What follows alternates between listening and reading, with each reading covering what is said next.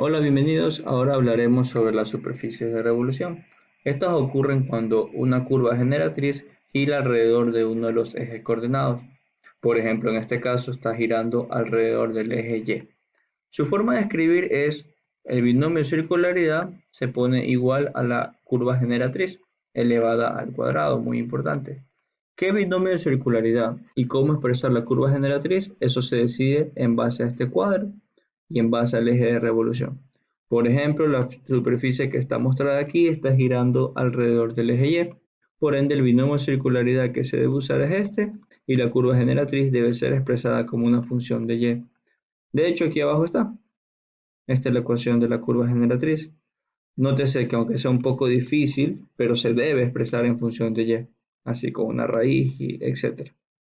Y una vez que ya se tiene la curva generatriz expresada de la forma correcta, entonces se puede escribir la ecuación de la superficie de revolución.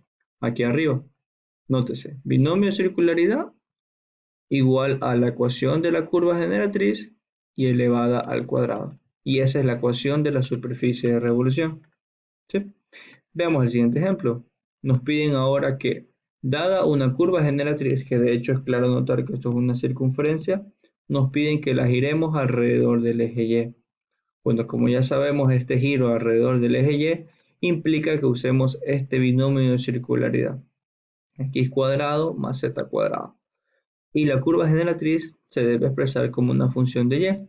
Nuestra curva generatriz, claro está, como nos la dan, no está en función de Y. De hecho, no está en función de ninguna de las dos, ¿verdad? Entonces es menester que nosotros despejemos en función de Y. O en otras palabras, despejemos a Z como una función de Y. Y ahora sí, ya estamos listos para escribir la ecuación de la superficie de revolución. Tal cual. Binomio de circularidad igualado a la ecuación de la curva generatriz elevada al cuadrado.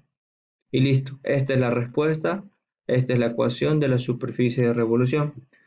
Sin embargo, aquí vamos a hacer algo que no siempre se puede. O sea, me refiero a manipular la expresión. El cuadrado y la raíz se pueden simplificar asumiendo que siempre tomamos valores positivos, claro está. Y entonces el término y cuadrado puede pasar al otro lado de la ecuación a sumar. ¿Con qué fin? Pues ahí es claro notar que esa ecuación, o sea, la ecuación de la superficie, en realidad es la ecuación de una esfera que tiene radio 2.